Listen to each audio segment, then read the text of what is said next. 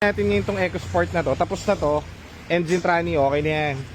Ito na lang ang natitira namin Tucson. Okay naman to, walang problema. Kaso nagbabawas ng tubig kaya hindi ko pa binibenta. Andyan na yung pyesa na cooling system niya. Papalitan na to. Tapos for sale na to. Kung mapapansin nyo, finiture namin to. Binili namin to dati. Pero hanggang ngayon hindi pa rin namin binibenta. Bakit? Nung binenta namin to once, bago pa lang mai-release dun sa kliyente, nakita namin hindi maganda yung temperature eh.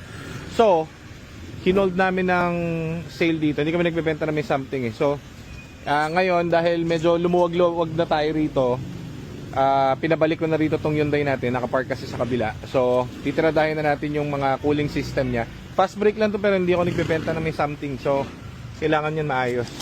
Yung isang Hyundai natin is sold na. Nakuha na nung nakaraan. Iba yung kulay na ito, diesel. Yung nabenta natin is gas. Yun kasi walang issue. Eto, hindi naman sa issue kasi tumataas yung temp eh. Nagpa 5 bars. Dapat 4 lang eh. 5 bars. So dapat yan. Walang ganun. Diba? Para solid sa bibili. Okay. So ito si kumpadre ng JR. Ang init JR. Ano to? Wala nga aircon sir eh. Wala aircon? Ano to? Impyerno. Huwag to. Ano ba to? For testing na ba to? Ano ba to? For testing ba to? Walang ano sir? Wala aircon. Walang preyon. Hello. Wala. Hello. Meron ba to kanina? Ginamit namin to nung ano yung Mazda. So kanina may lamig to, kaso ngayon wala. So kaya tinitesting. Ano ibig sabihin ng pag ganun? ECB valve. So palitan yung ECB rito tapos piriyon. Meron na lamig yan. Ayun kanina wala. Kailangan gagas mo siya ng 2,000 RPM.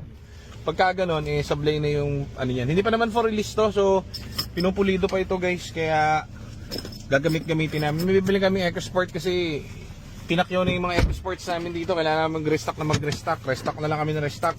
So may pupuntahan kami. Ano pupuntahan natin? Manual? Manual.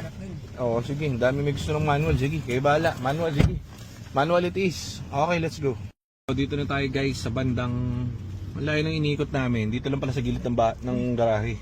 Dito na tayo sa bandang E-Road. Tinetesting namin to. Bumibitaw yung TCM nito. Itong isang to. So, tapos na yung training yan pero mukhang magpapalit din tayo ng TCM dito sa isang to. So, at least natitest drive natin. Ano to? Sold na ba to? Sold na rin pala to. So, tinetesting na lang namin.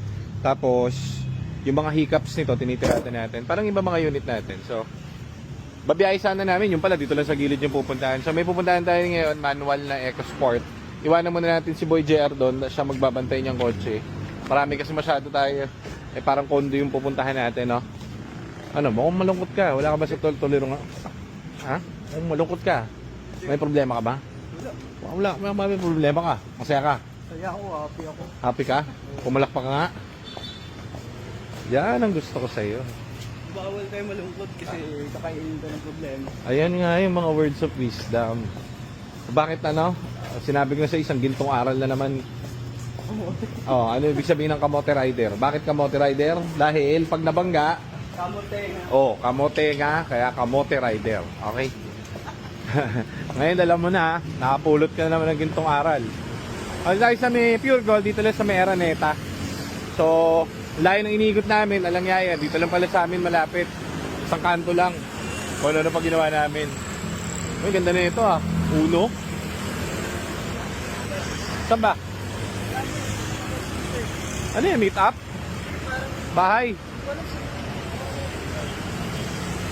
So, may pipick up tayo sa atin dito. Yung may-ari ng EcoSport, hindi namin alam kung sino siya. Surprise pare. Kailangan natin mag-restock Kailangan tayong kotse na naman, ubis na naman. Kailangan mahina naman pag hindi. Malungkot ako. Kila Mark nakabili ng EcoSport sa Pasig, ganda. No? Binalikan na nila yung maganda. Tapos na siya. Kaya pala siya. So ito na yung target natin pare. Ogi.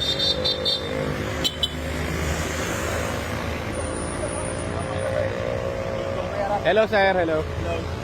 Hello sir, madumi kamay ko to. Ay, sige. Ito po yung park. Pogi mo sir, kasi. Oo, pwede yakapin. Ha? Sino ako? Utang mo pala ako, lalapain ng aso.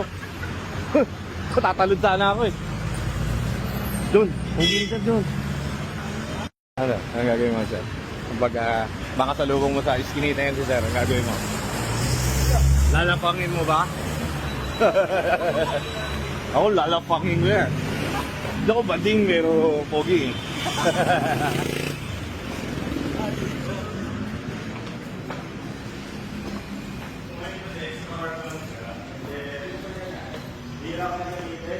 Naawa ko sa kanya, sayang.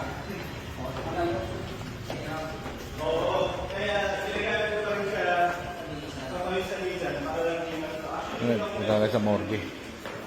Parang ganito na pa na morgue. Oo. Daming Ford.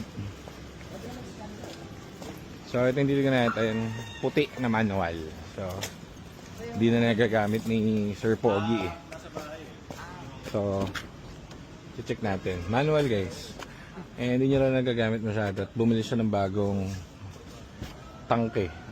Binili niya yung Ford, yung bagong Everest. So check natin.